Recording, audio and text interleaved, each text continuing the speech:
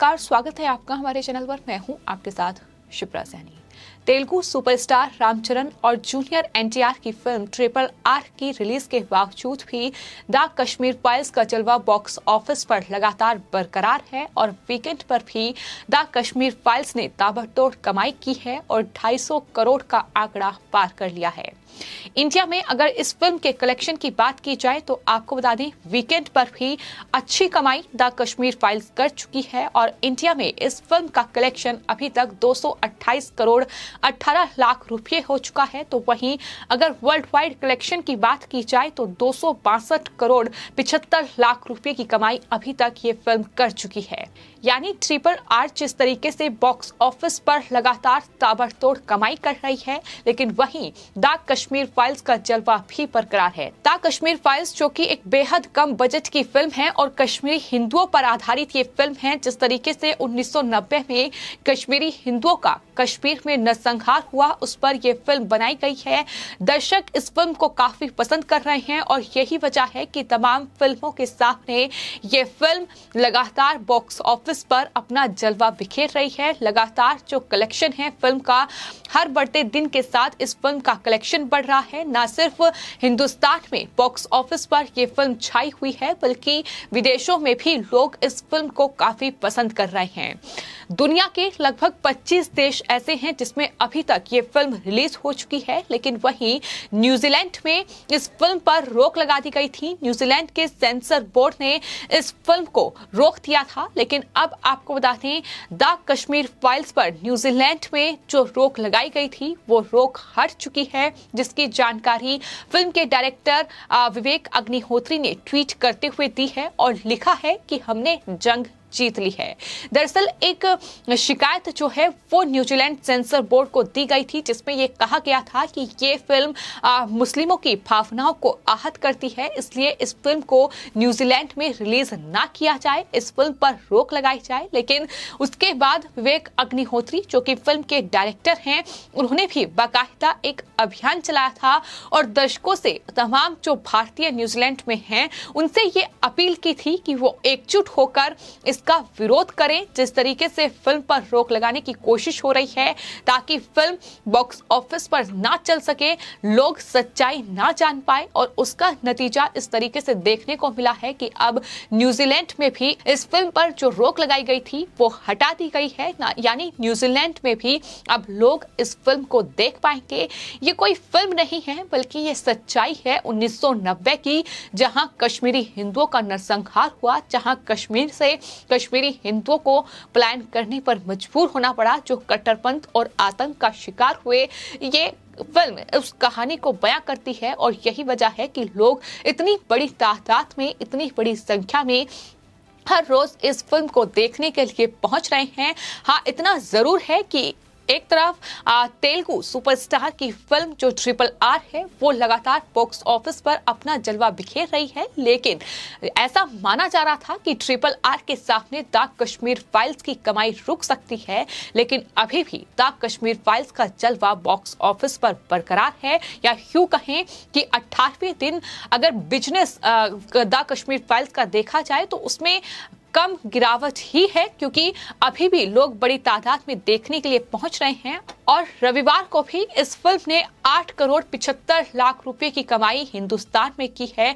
यानी भारतीय सिनेमा की एक ऐसी फिल्म जिसने कई फिल्मों के रिकॉर्ड ध्वस्त कर दिए हैं और कहीं ना कहीं बॉलीवुड के सामने एक बड़ी मुश्किल इस फिल्म ने पैदा करती है, क्योंकि महज इस फिल्म के बजट की अगर बात की जाए तो 15 करोड़ था, लेकिन इस फिल्म की कमाई ने वर्ल्ड वाइड कलेक्शन 250 करोड़ पार कर लिया है। 262 करोड़ 75 लाख रुपए की कमाई अभी तक ये फिल्म कर चुकी है। फिल्म के डायरेक्टर विवेक अग्निहोत्री और साथ ही उनकी पत्नी और फिल्म में जो कलाकार हैं पल्लवी जोशी, वो लगातार तमाम मीडिया चैनल्स को इंटरव्यू दे रहे हैं। तमाम मीडिया चैनल्स को इंटरव्यू देते हुए वो ये बता रहे हैं कि आखिर उन्होंने इस फिल्म की शूटिंग से लेकर इस फिल्म में जो रिसर्च उन्होंने की है, उस दौरान उन्हें क्या कुछ महसूस हुआ, उन्होंने क्या कुछ कश्मीरी हिंदुओं का दर्द समझा, वो तमाम चीजें वो अपने तरीके से बयां कर रहे हैं। और इसी कड़ी में आपको बता दें, दैनिक जागरण को जो डायरेक्टर विवेक अग्निहोत्री ने इंटरव्यू दिया है, उस इंटरव्यू में उन्होंने एक बड़ा खुलासा किया है। उन्होंने कहा है कि जिस तरीके से इस फिल्म को लेकर मुझे धमकियां मिली, मुझे जान से मारने की धमकी भी दी गई, तमाम तरीके से फिल्म को रोकने के लिए तमाम षड्यंत्र रचे गए, मुझे उतना अजीब नहीं लगा, मुझे कोई डर नहीं लगा। लेकिन मुझे सबसे ज्यादा अफसोस तब हुआ जब राहुल गांधी ने इस फिल्म पर सवाल उठाए। यानी जो केरल कांग्रेस की ओर से ट्वीट किए गए थे, उस पर विवेक अग्निहोत्री का ये बयान है। उन्होंने कहा कि केरल कांग्रेस ने जो ट्वीट किए थे, जिसमें उन्होंने इस फिल्म को एक प्रोपेगेंडा बताया था, जिसमें ये कहीं ना कहीं पूरी सिचुएशन से पल्ला झाड़ने की कोशिश कांग्रेस की ओर से की गई थी, उस पर विवेक अग्निहोत्री ने ये साफ तौर पर कहा कि ये ट्वीट अगर केरल कांग्रेस के ऑफिशियल ट्विटर हैंडल से किए गए थे तो जाहिर तौर पर ये राहुल गांधी की परमिशन के बिना नहीं किए गए होंगे। यानी उन्होंने सीधे तौर पर कांग्रेस के नेता राहुल गांधी को कटघरे में खड़ा किया और ये साफ तौर पर कहा कि उन्हें बहुत अफसोस है कि राहुल गांधी ने भी इस फिल्म पर सवाल उठाए हैं। हालांकि अरविंद केजरीवाल जिस तरीके से इस फिल्म को YouTube पर डालने की बात करते हैं, वो कहते हैं कि झूठी फिल्म है, यानी कश्मीरी हिंदुओं के दर्द का वो मजाक उड़ाते हैं। वो हंसते हुए दिल्ली विधानसभा में ये बातें कहते हैं कि दरअसल अगर इतना ही टैक्स फ्री करना है फिल्म को तो YouTube पर डाल दिया जाए।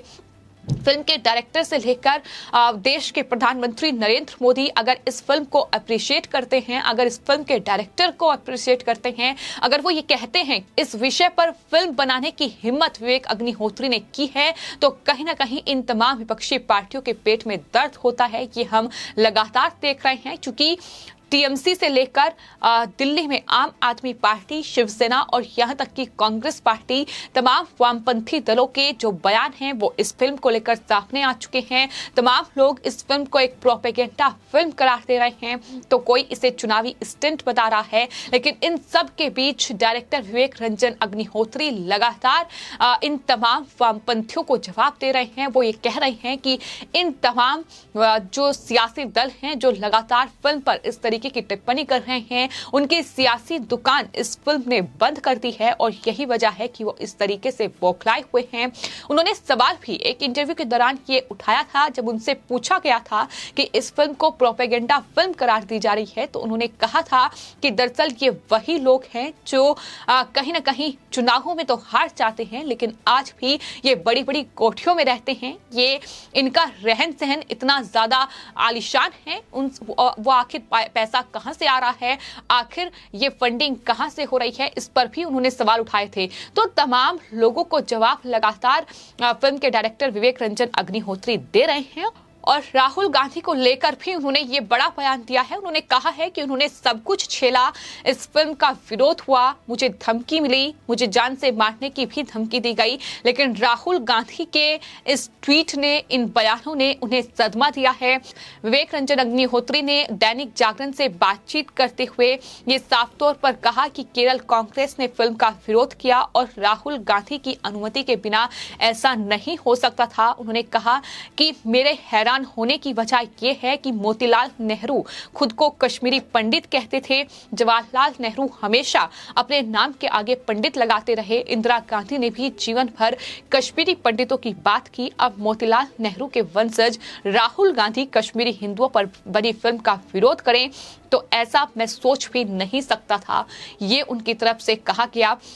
आपको बता दें, द कश्मीर फाइल्स जहां एक तरफ लोगों के दिलों को झकझोर रही है, वो ये कह रहे हैं कि दरअसल कश्मीरी हिंदुओं का जो सच है वो हमें आज पता चला है, लेकिन वहीं कुछ राजनीतिक चेहरे भी हैं जो उस वक्त सियासत में बैठे थे, जो उस वक्त सत्ता में बैठे थे, वो भी बेनकाब हुए हैं। फिर चाहे बात जम्मू कश्मीर में फारूक अब्दुल्ला की जाए, नेशनल कॉन्फ्रेंस जो कि कांग्रेस पार्टी के साथ वहां गठबंधन की सरकार उस वक्त थी और वो कश्मीर के मुख्यमंत्री थे जिस वक्त ये नरसंहार हुआ। हालांकि ये अलग बात है कि उन्होंने उस पूरी परिस्थितियों को देखते हुए अपने मुख्यमंत्री पद से इस्तीफा दे दिया, लेकिन सवालों के घेरे में फारूक अब्दुल्ला भी हैं। कांग्रेस पार्टी पर भी सवाल उठ रहे हैं क्योंकि कश्मीरियों के नरसंहार का जिम्मेदार जिस तरीके से ये तमाम सियासी दल हैं जो सत्ता में थे, तो जाहिर तौर पर सवाल उठने लाजमी हैं। लेकिन कांग्रेस पार्टी ने इस तरीके से ट्वीट करके इस पूरे मामले से पल्ला झाड़ने की कोशिश की, लेकिन अब विवेक अग्निहोत्री ने उन्हें करारा जवाब दिया है। तो फिल्म एक तरफ दर्शकों को काफी पसंद आ रही है, लोग ये कह रहे हैं कि ऐसे ही विषयों पर फिल्म बननी चाहिए। बॉलीवुड के लिए एक मैसेज है ये फिल्म, और तमाम जो इतिहास के पन्ने हैं कहीं ना कहीं वो खुलने चाहिए ताकि युवा जो है वो हमारे इतिहास को समझे। ये तमाम मांग हो रही है। तो दूसरी तरफ राजनीति भी बेहद गरमाई हुई है, लेकिन इस बीच फिल्म के डायरेक्टर विवेक रंजन अग्निहोत्री भी लगातार तमाम जो लोग इस फिल्म को प्रोपेगेंडा करार दे रहे हैं, तमाम लोग जो इस फिल्म पर सवाल उठा रहे हैं, उन्हें करारा जवाब देते नजर आ रहे हैं। फिलहाल आपकी इस फिल्म के बारे में क्या राय है, हमें कमेंट बॉक्स में जरूर लिखें और चैनल को सब्सक्राइब करें। धन्यवाद।